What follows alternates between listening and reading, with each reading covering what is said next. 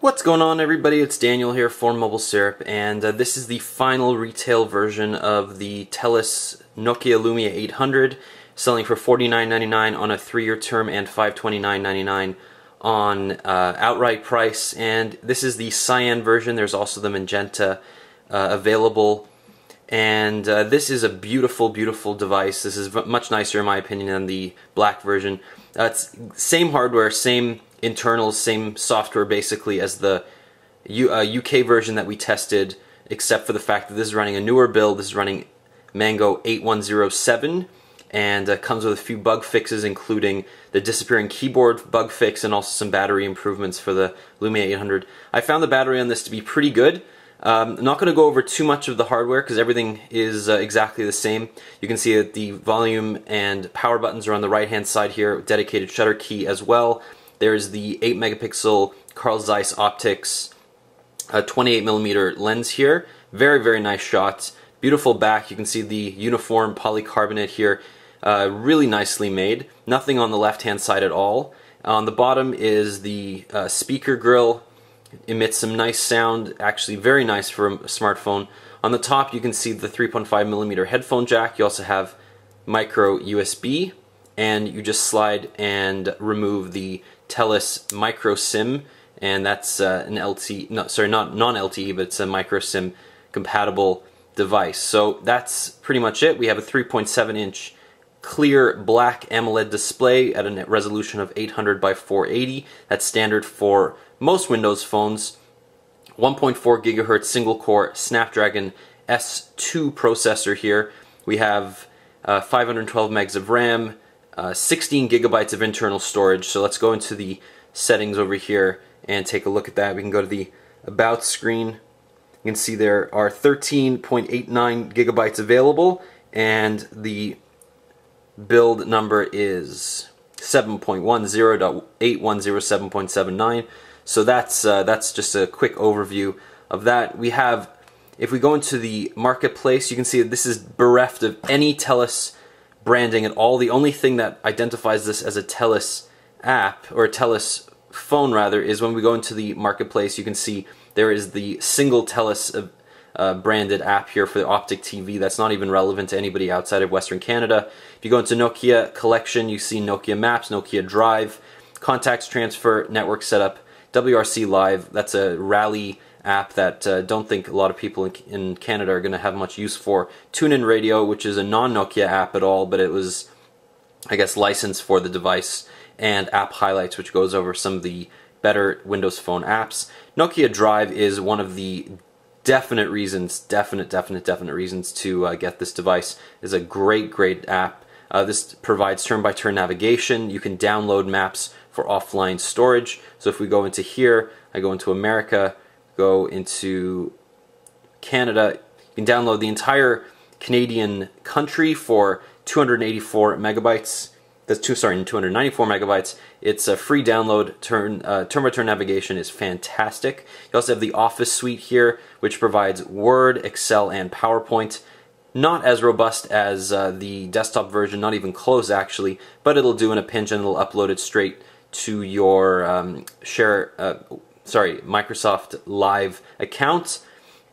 You also have some music and videos, which comes with, you can now purchase and download music. This is part of the Zune Pass as well, so you can pay $9.99 a month and get all the streaming and downloaded music you want. Can't keep it once you stop your subscription, so it's a lot like Rdio there. But if you pay for an album rather, it's yours to keep.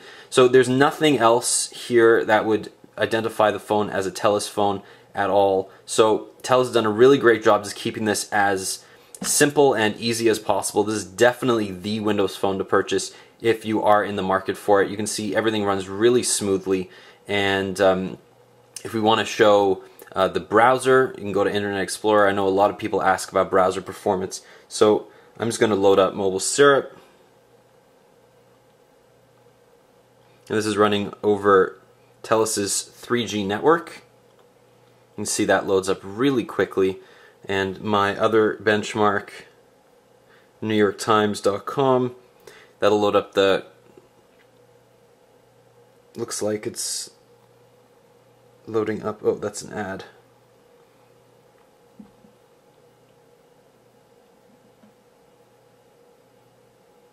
So this is loading up the desktop page. This is not Flash compatible, and you can see it's a little bit slower loading it up over 3G than the equivalent iPhone or Android, but not a great deal less, and everything looks really sharp. Pinch to zoom is excellent, and the formatting is really good. So if you're looking for a high-performing browser experience, you are not going to be too disappointed with this. It's a little bit slower than the iPhone 4S, quite a bit slower than Chrome for Android, but again, this is a single-core processor, and you are getting one of the nicest interfaces on the market here. If you are in the market for a Windows Phone, and you should be if you're looking for a confluence of simplicity, aesthetic, beauty, and just performance, you know, this is a good example of one-to-one touch-to-screen ratio. You can really see that everything just responds to your fingers as smoothly as possible, and the Metro interface is really nice for most apps. You can see if we go into Carbon, for example,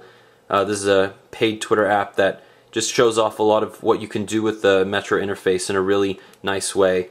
You know, it's smooth to scroll.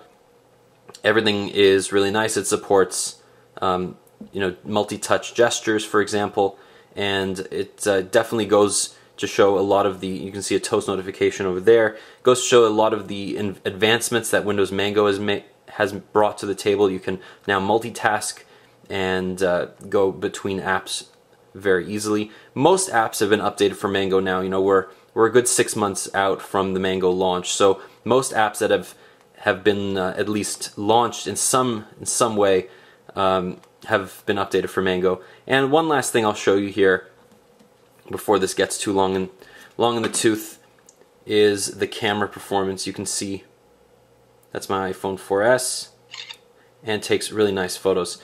And you can also see a size comparison. They're pretty similar in design. The Lumia, sorry, not design, but size. The Lumia 800 is a little bit taller. They're about, the Lumia is also a little bit thicker, and it's definitely got a different feel. The glass and metal makes the iPhone 4S feel a little bit more industrial, whereas the Lumia feels more like a piece of art. You know, it feels uniform, and I like it better in the hand. I feel like it's more comfortable. It's got these rounded edges here, and the screen, if you actually notice, it's got something called 2.5D glass design. So that's nothing more than marketing, but what it does do is it falls off your finger. It just actually kind of blends right into the polycarbonate here. So it curves right in, and it feels really great when you're swiping, because your finger doesn't hit that sharp edge like it does on a lot of other devices. When when you fall off the iPhone 4S, you actually feel the edge here, whereas this, it just goes right back and forth, and you can feel that when you're using it. It's a lot more comfortable to swipe, to do a lot of swipes. So the other thing that's very cool about this, Local Scout will see where you are. It'll provide recommendations for eating and drinking, for seeing and doing, for shopping, and general highlights in the area. And that's pretty much standard now for all Windows Phone Mango devices. When you go into the search as well for Bing search, you can see that there are 4 buttons, and in addition to Local Scout, there's also a music detection feature where you can listen to music and it'll try and identify it like Shazam or sound. Like Shazam. And that is pretty much it. So this is definitely one of the nicest Windows Phone devices right now. A little bit expensive outright. We were hoping for something around the $450, maybe even $399 mark. $529 is a little bit much for an outright price for a lot of people, considering the Lumia 710 was $250 on Rogers outright. But this is definitely a premium device, and the hardware feels much nicer than the 710. The screen as well is significantly better. So if you are going to make that decision, you can either get this now or wait for the Lumia 900, which is coming to Rogers, and that's a 4.3-inch device, so it should be just a little bit bigger, kind of like that, a little bit wider as well, and it'll also support LTE. So this is Daniel for Mobile Syrup, and thank you so much for watching.